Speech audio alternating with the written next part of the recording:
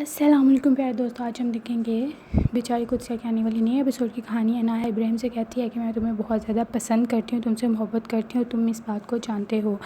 ابراہیم کہتا ہے کہ بس کر دو، میں بھی تمہیں لائک کرتا ہوں، مجھے پتہ ہے کہ تم کتنی اچھی ہو اور تم مجھے کتنا پسند کرتی ہو، اتنا بھی مجھے یاد نہ کیا کرو۔ عنایہ کہتی ہے کہ جب تم میری آنکھوں کے سامنے نہیں ہوتے تب تو تمہیں یاد کر سکتی ہوں نا۔ ابراہیم کہتا ہے کہ ہاں کو ضرور یاد کر لیا کرو۔ اس کے بعد ابراہیم اور عنایہ اپنے اپنے گھر چلے جاتے ہیں۔ ابراہیم راستے میں جا رہا ہوتا ہے اور ادھر سے عنایہ قدسیہ کے گھر چلی جاتی ہے اور وہاں جا کر قدسیہ کی بہت زیادہ انسلٹ کرتی ہے۔ اس کو کہتی ہے کہ پہلے تم نے ابراہیم کو مجھ سے چھین لیا اور پھر میرے بابا پر ڈورے ڈالنے لگی۔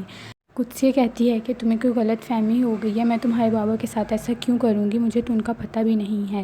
عنایہ کہتی ہے کہ وہی شخص جو تمہیں بیگ بھر بھر کر گفٹس دیتا ہے اور مہنگے مہنگے گفٹس پرفیوم ان سے لیتی ہو، وہ کون ہے، تمہیں نہیں پتہ ان کا؟ قدسیہ کہتی ہے کہ نہیں، مجھے نہیں پتہ کہ تم کسی بات کر رہی ہو۔ عنایہ کہتی ہے کہ اشفاق احمد میرے بابا، یہ دیکھو پکس۔ جب وہ اس کو پکس دکھاتی ہے تو پھر قدسیہ کو سمجھ آتی ہے کہ یہ کس کی بات کر رہی ہے۔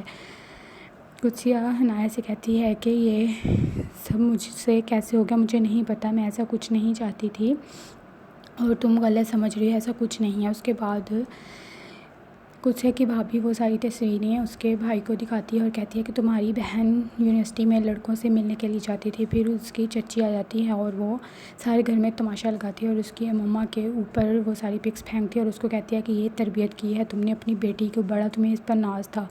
قدسیہ اپنی مما سے کہتی ہے کہ ایسا کچھ نہیں ہے اور جب وہ ان کو ہاتھ لگاتی ہے تو اس کی مما کی ڈیتھ ہوئی ہوتی ہے اور وہ بہت زیادہ روتی ہے۔ اس کے بعد کوئی بھی اس کا سہارا نہیں بنتا اور سارے اس کو چھوڑ کر چلے جاتے ہیں اور قدسیہ بہت زیادہ روتی ہے اپنی مما کے غم میں۔